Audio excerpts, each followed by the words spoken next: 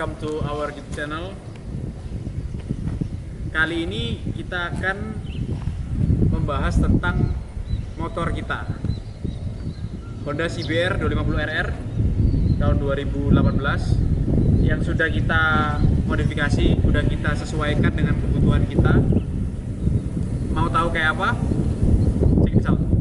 Nah, pertama-tama kita akan membahas tentang sejarah motor ini, kenapa dia bisa kita arahin ke road race. Satu,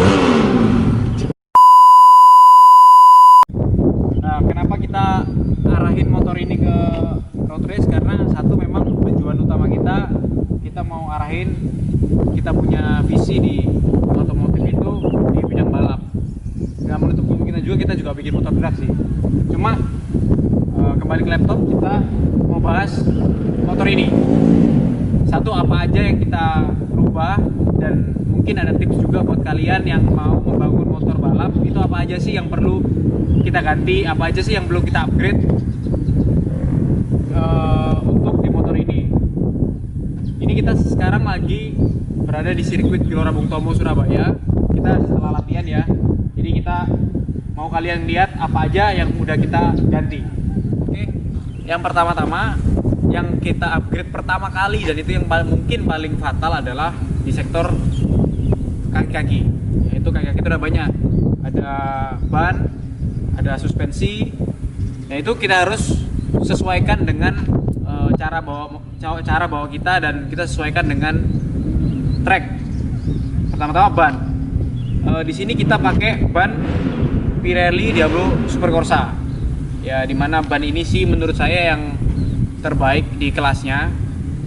Nah, bisa diklasifikasikan ban ini adalah ban soft compound, yang mana dia punya material itu benar-benar soft.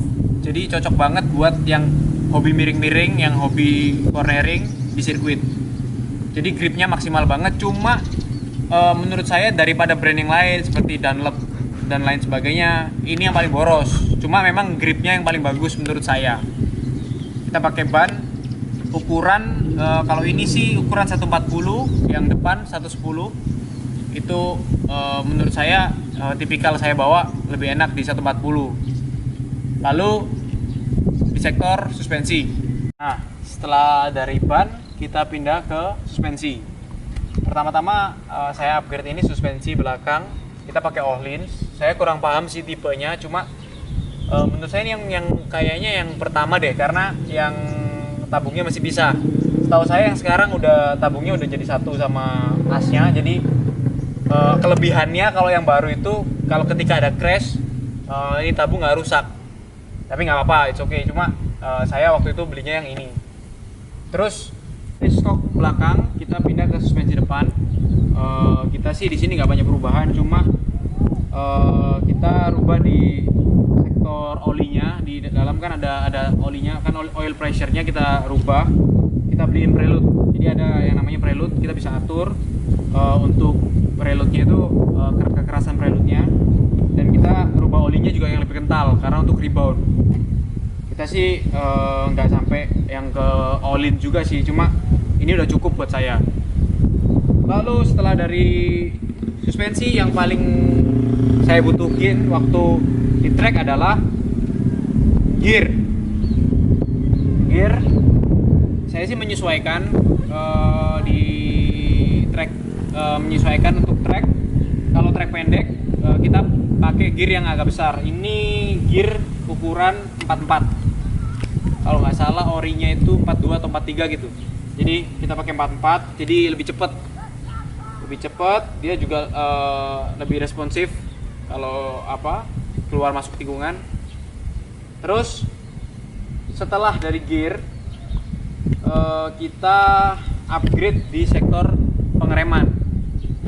Nah, untuk pengereman saya pakai Brembo RCS 17, yang menurut saya sih cukup sih untuk kelas motor 250cc. Jadi saya pakai Brembo. Selang remnya kita pakai Hell. Lalu kampas remnya kita pakai Sunstar. enak banget, gigit banget. Jadi untuk late braking, untuk manuver itu sesuai banget sama kebutuhan balap. Lalu setelah itu nggak kalah penting, kita ganti underbone. Nah, kebanyakan kalau underbone original bawaan standarnya bawaan pabrik, kalau kita udah bisa nikung nih, udah bisa manuver dengan lihai, pasti gasrut, pasti kena di footstep orinya. Jadi kita harus tinggiin dong. Nah, kita tinggiin, kita ganti. Ini kita pakai Bipro, cuman saya custom di bracketnya karena menyesuaikan sama tinggi badan saya supaya saya nyaman pakainya dan saya nggak capek. Jadi kalau di balap mah yang penting si nyaman yang naikin. Terus setelah dari rem kita beda di kopling. Kalau kopling kita percayakan sama Aku 1. Kita pakai kopling Aku 1 kan. Kenapa? Bukan karena untuk gaya-gayaan, bukan karena untuk foto-fotoan, cuma kenapa saya pakai Aku 1 supaya ini, karena kopling ini kopling yang ringan. Kalau pakai handle Aku 1 ini jadi ringan banget nih. Padahal saya pakai pair kopling itu pair kopling yang racing. Jadi kalau pair kopling racing itu kan keras. Kalau pakai kita punya standar dari pabrik itu keras banget, dan waktu saya balap, waktu saya latihan di tangan itu kerasa kayak kram karena keras banget. Tapi kalau pakai Aku 1 ini jauh lebih ringan dan jauh lebih membantu saya waktu manuver, waktu pindah gigi di tikungan. Saya lebih enak pakai Aku 1. Itu tujuannya saya ganti. Sama seperti rem pun juga sama, karena saya butuh untuk late braking ya, bukan untuk pansos. Nah, terus ini juga nggak kalah penting, frame slider, karena ya kalian mungkin nggak ngelihat di MotoGP ya, cuma kita pasang karena ya untuk jaga-jaga kalau misalnya kita jatuh, kan resiko balap pasti jatuh. Kalau jatuh nggak sampai hancur, pasti kena, cuma nggak sampai parah. Dan ini kan kita juga modal sendiri ya, jadi nggak sponsor juga masih terbatas. Jadi kita minimaliskan apa yang bisa bikin budget bocor gitu. Terus apa lagi ya? Oke. Stabilizer stang atau steering damper ini nih yang sering dipakai juga sama orang-orang mungkin untuk touring, untuk sebenarnya kebutuhannya sih untuk di balap ini supaya motor juga lebih stabil. Pas mungkin di track kan nggak selalu halus jalannya, dan di track juga manuver nggak selalu lamban, harus quick rebainnya harus cepat lah. Kalau pakai steering damper itu kayak dia itu meminimaliskan kita tank slap gitu. Jadi lebih meminimaliskan pergerakan karena kan lebih berat dan ada setelannya. Kalau misalnya di sirkuit Gelora Bung Tomo itu biasanya di air terakhir itu jalannya agak bumpy. Di sirkuitnya itu agak ada sambungan aspalnya yang buat kadang-kadang kalau misalnya kita manuvernya terlalu kencang itu agak oleng. Jadi kalau misalnya pakai steering damper ini dia lebih olengnya tuh nggak kerasa. Jadi ya pede aja kita. Ini pakai bukan custom sih, ini copotan dari Moge. Jadi saya nggak tahu juga mereknya apa, tapi kayaknya Olis ya, cuma nggak ada embossnya sih, cuma udah cukup buat saya. Itu terus saya ganti stang ini saya pakai Bipro, yang Bipro Racing, karena menurut saya stang Bipro ini lebih turun dan saya lebih nyaman karena riding style saya itu lebih enak aja pakai stang Bipro ini. Oke, itu terus tabung rem kita pakai Brembo juga, punya Brembo. Dan setelah dari sektor luar mesin kita pindah ke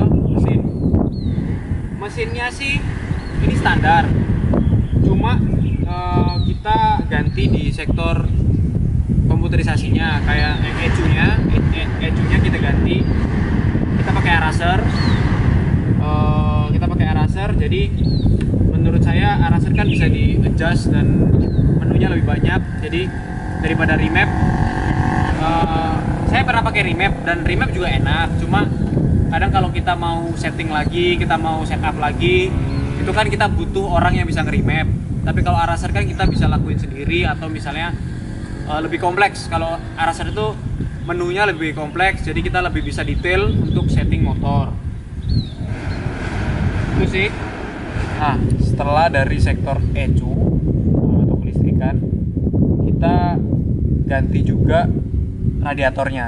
Nah, radiator ini kita pakai Bipro yang ukurannya saya lupa, cuma yang lebih besar lah dari orinya, karena ya lebih bagus, pendinginannya lebih bagus dan rata. Jadi untuk radiator saya sih juga kalau di trek kecil ini kan motor under pressure terus, jadi RPM tinggi terus, jadi saya pilih supaya dia pendinginannya itu maksimal. Jadi nggak kayak orinya sih, sering juga sih temperatur naik, sering juga, cuma nggak sampai overheat. Cuma saya ganti karena memang untuk kebutuhan di trek GPT juga oke, di Sentul juga oke.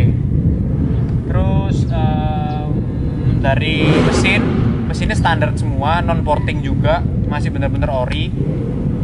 Kalau yang diganti adalah kayak pair kopling, kapas kopling, karena itu menurut saya sepatunya sih, jadi supaya bisa cepet, supaya bisa nggak selip. Koplingnya pakai MP1 Kevlar, kopling Kevlar, itu oke banget sih. Sama pair kopling kita pakai Bipro. Kalau pair kopling kita pakai Bipro, jadi saya lebih suka kerasnya, ditambah dengan Aku 1, kerasnya nggak kerasa, tapi setutannya kerasa banget gitu. Nah, yang nggak ketinggalan juga adalah knalpot. Knalpot kita pakai Krapovic yang buat CBR sih, cuma kita modifikasi di sektor pipingnya. Kalau piping terus terang ini punya R9 GP series.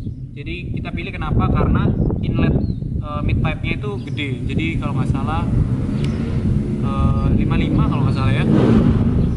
Itu kita upgrade, jadi kita potong di Krapovic, jadi kita sesuaikan karena kita juga ingat kebutuhan di trek kecil supaya enak, juga di trek gede juga enak karena kita power juga masih given. Di trek gede kan kita butuh muffler yang panjang yang buat dia bisa nyimpen tenaga itu maksimal. Jadi kalau trek kecil sebenarnya sih pakai knalpot kecil juga enak, cuma saya sih supaya fleksibel aja, supaya saya nggak rubah-rubah, jadi saya setup knalpot sedemikian rupa. Itu aja. Terus ke terakhir di body. Nah, terus kita pakai body balap. Nah, body balap ini kayaknya tipe yang pertama, jadi bukan yang sekarang yang terbaru. Yang terbaru itu lebih mirip ke body orinya CBR, tapi ini pakai yang pertama. Kenapa kita pakai body balap? Satu, supaya kita lebih nyaman, riding style lebih enak pakai body balap. Nah, kalaupun crash itu juga pakai body balap kan bisa diperbaiki karena berbahan dasar fiber, jadi lebih mudah lah. Kalau body balap mah kan, kalau motor balap kan di towing, baret itu udah biasa. Terus kita balut sama kita wrapping,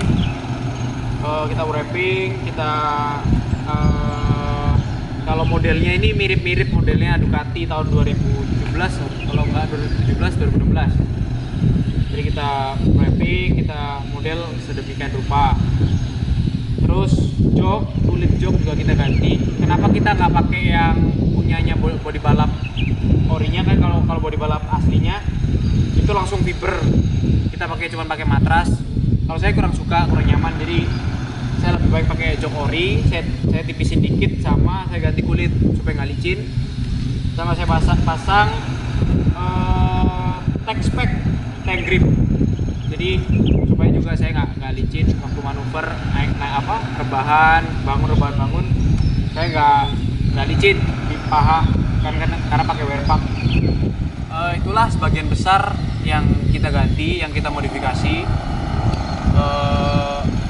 Sekarang kita mau cobain, kita lanjut latihan, kita mau cobain motor ini.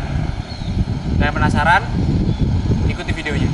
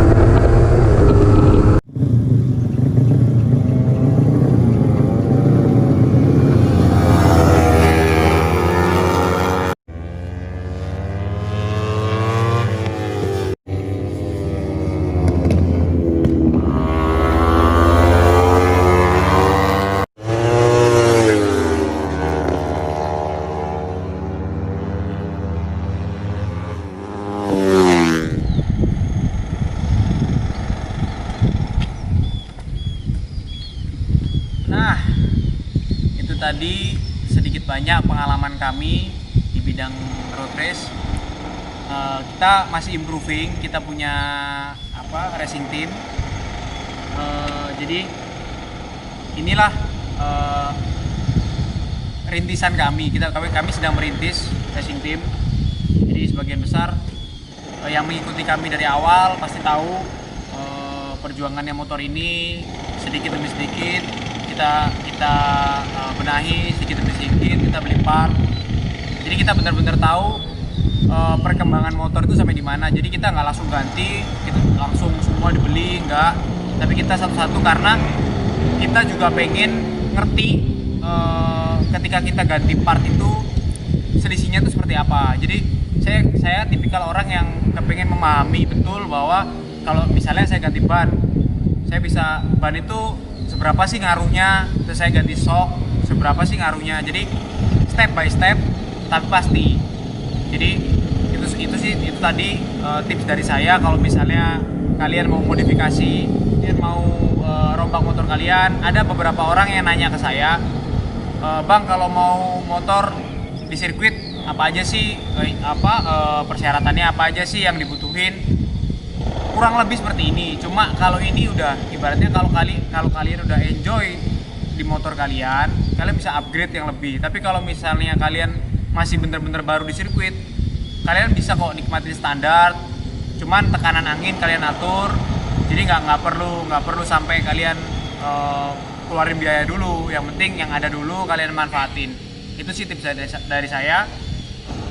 Semoga video ini bermanfaat buat kalian. Itu aja. Sampai ketemu di next video.